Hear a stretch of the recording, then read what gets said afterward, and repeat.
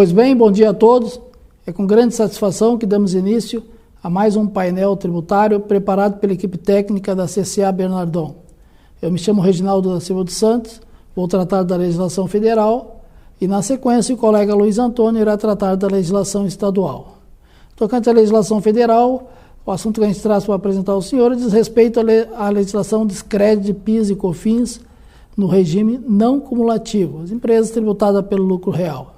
Aqui nós vamos tratar sobre a questão de atividades comerciais. Nós recentemente teve a edição da solução de consulta COSIT de número 194, de 29 de agosto, onde mais uma vez a Receita Federal manifestou seu entendimento no sentido contrário a que as empresas de atividades comerciais tomem crédito sobre insumos, gastos consumidos na atividade comercial, inclusive os bens do ativo imobilizado. A solução de consulta ela trata especificamente de uma empresa que se dedica ao ramo de cerealista, e a Receita entende, então, que não é possível o desconto de crédito em relação à aquisição de insumos consumidos na secagem, classificação de grãos por cerealista, pois os insumos não são aplicados na produção de bens destinados à venda. Então, a Receita deixa claro aqui, mais uma vez, que atividade comercial, qualquer insumo consumido na atividade comercial não gera direito a crédito, porque não vai haver a transformação de bens.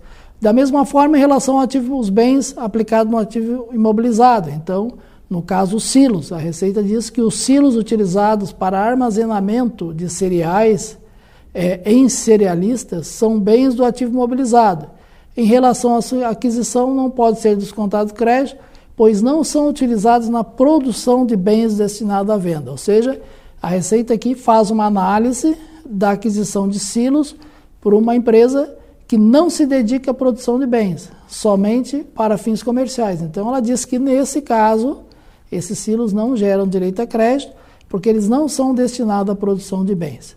Então, é o posicionamento da Receita. Nós já tínhamos visto já anteriormente, nós temos aí a solução de consulta COSIT de número 217, lá de 20 de dezembro de 2021, onde, da mesma forma, a Receita já tinha dito de forma bem clara que na aquisição de insumos e bens do ativo imobilizados nas atividades comerciais não há cabimento de crédito. Então, foi direta. Nós temos também a solução de consulta, nesse mesmo sentido, a solução de consulta COSIT de número 37, de 18 de março de 21, onde a Receita trata da tomada de crédito por parte das empresas submercadistas, onde ela diz que, no regime não cumulativo, os insumos e bens do ativo imobilizado, no caso de supermercado, que mantém padaria, açougue, rotisseria, ela permite o crédito apenas na parte da padaria. Então, a Receita Federal diz que nos supermercados, para a padaria e outras atividades de produção de bens e de prestação de serviço, podem descontar crédito das contribuições PIS e COFINS em relação aos insumos aplicados nessas atividades, ou seja, aqueles insumos que são utilizados para transformar, para produzir alimentos, né? Então, o pastel, as roscas, os pães que são produzidos pela padaria do supermercado, aqueles insumos geram direito a crédito para a empresa. Em relação à aquisição dos bens incorporados ao ativo imobilizado, né, aplicados nessa atividade, então a depreciação, né, em relação à depreciação desses bens, né, aquisição ou depreciação desses bens, então as máquinas de padarias que produzem bens, e em relação aos serviços de manutenção e reposição de peças dos bens do imobilizado que são aplicados na atividade da padaria. Então, a Receita Federal reconhece que, no caso dos supermercados, né, aquela atividade da padaria, que é a transformação de produtos, ela gera direito a crédito em relação aos insumos aplicados na atividade e também os bens adquiridos por ativo imobilizado, seja pela aquisição, quando for o caso, ou pela depreciação.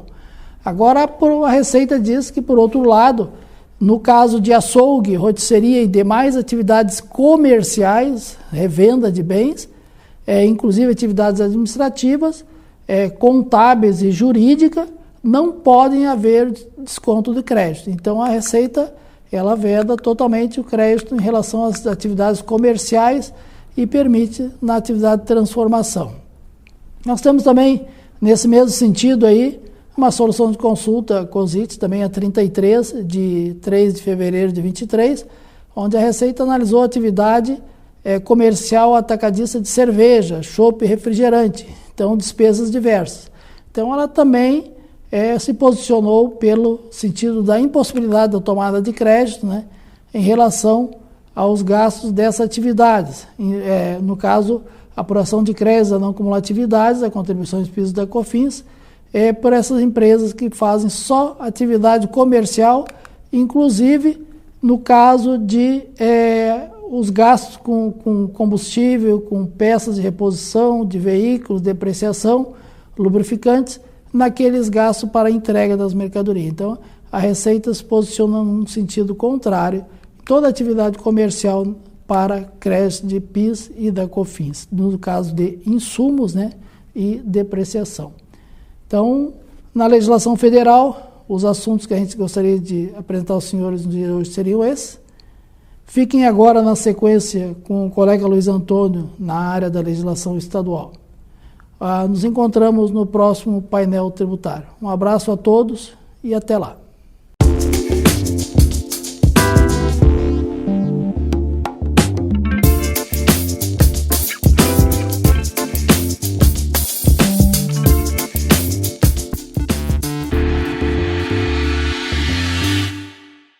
Bom dia a todos. A partir de agora vamos comentar algumas notícias e alterações na legislação tributária do Estado do Rio Grande do Sul, publicadas na semana passada. Começamos pela notícia sobre a prorrogação do prazo de vencimento dos tributos devidos pelos contribuintes optantes pelo Simples Nacional no Estado do Rio Grande do Sul. A Secretaria Executiva do Comitê Geral do Simples Nacional, considerando a declaração do estado de calamidade pública nos municípios do estado do Rio Grande do Sul, afetados pelos eventos climáticos de chuvas intensas, através da portaria número 98 do dia 8 de setembro, resolveu prorrogar as datas de vencimentos das contribuições e tributos apurados no Simples Nacional, devidos pelos sujeitos passivos com sede nos municípios da lista anexa à referida portaria, localizados no estado do Rio Grande do Sul, em relação aos seguintes períodos de apuração. Período de apuração relativo a agosto de 2023, com vencimento original no dia 20 de setembro de 2023, terá então a sua data de vencimento prorrogada para o dia 28 de março de 2024. O período de apuração setembro de 2023, com vencimento original no dia 20 de outubro de 2023, terá a sua data de vencimento prorrogada para o dia 30 de abril de 2024. O período de apuração outubro de 2023, com vencimento original em 20 de novembro de 2023, terá a sua data de vencimento prorrogada para o dia 31 de maio de 2024. As prorrogações dos prazos não implicam em direito à restituição de quantidades eventualmente já recolhidas. São diversos municípios. Hoje, por exemplo, já são mais de 90 que estão declarando calamidade pública, mas só para exemplificar, municípios como Caxias do Sul, Farroupilha, Cachoeira do Sul, Passo Fundo, Lajeado, Sarandi, Getúlio Vargas, Palmeiras das Missões, Erechim, Mussum, Gravataí, entre outros que estão beneficiados pela prorrogação do prazo de vencimento dos tributos devidos pelos contribuintes optantes pelo Simples Nacional. O segundo assunto é referente a uma notícia divulgada no dia 1º de setembro de 2023 no site da Secretaria da Fazenda do Estado do Rio Grande do Sul, relativa à ampliação do conceito de microcervejaria aqui no Estado, para facilitar o acesso ao crédito presumido do ICMS, o crédito fiscal presumido do ICMS. Conforme comentamos na semana passada, o decreto 57.160, ele trouxe essa alteração e o volume de produção para que as empresas sejam consideradas microcervejaria passará para 5 milhões de litros por ano, atendendo à demanda do setor. Segundo a mesma notícia, a nova regra equipara o Estado do Rio Grande do Sul a outros da região sul e atualmente o benefício é adotado tanto pelo Estado de Santa Catarina quanto pelo Estado do Paraná, sendo o segundo Estado do Paraná usado como base para o incentivo que será concedido pelo Estado gaúcho. O próximo assunto tem algo também referente a uma notícia publicada no site da Secretaria da Fazenda, tratando do diferimento parcial do ICMS para o setor moveleiro. Conforme dispõe essa notícia, o diferimento parcial do ICMS é uma técnica tributária que consiste em adiar o pagamento de uma parcela do imposto do ICMS devido para a etapa posterior. Antes, isso só podia ser feito quando a carga tributária excedia 12% do valor da operação, regramento aplicado a vendas internas entre contribuintes gaúchos, destinadas à industrialização ou à comercialização. Ainda conforme a notícia da Secretaria da Fazenda do Estado, agora com o novo decreto, acrescenta-se a hipótese de diferimento parcial do que exceder a 7% da carga tributária para a etapa posterior. O regramento considera vendas internas de painéis de partículas de madeira, o chamado MDP, de produção própria, destinada a fabricantes de móveis e de esquadrias de madeira.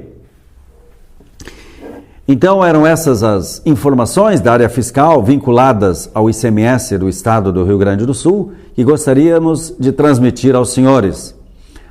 Desejamos, então, um bom dia, uma ótima semana a todos e até o próximo painel tributário da CCA.